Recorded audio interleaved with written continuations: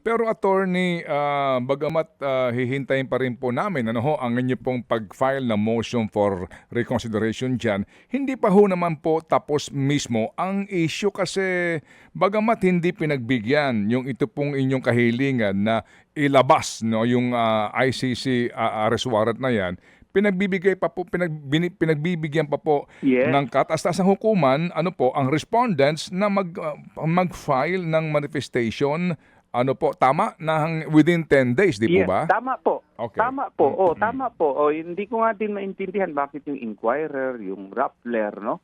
Ang portion lang ng pagka-deny na walang rason yung aking motion na ipresenta yung warrant, pero hindi kino-cover na ni-require yung gobyerno, yung mga respondents to respond, to comment on my very urgent manifestation with motion for reiterative motion for issuance of TRO. Anong tini-TRO ko dito? Ang tini-TRO ko yung continued cooperation ng ng Pilipinas.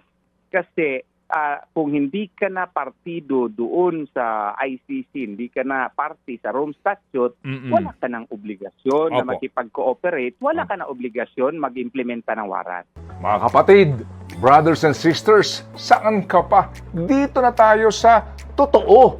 Dito na tayo sa True FM. Mga kapatid, mag-subscribe and follow po kayo sa social media accounts ng True Network PH. Yan po kami. Hanapin nyo lang True Network PH, Facebook, Instagram, YouTube, TikTok, and podcast. Mapa-Apple or Spotify man yan, mahahanap nyo kami. Lahat ng mga napapanood at napapakinggan nyo po sa programa, nasa social media accounts namin yan. So, paano mga kapatid? See you sa social media! Dito tayo sa totoo, tunay at tapat.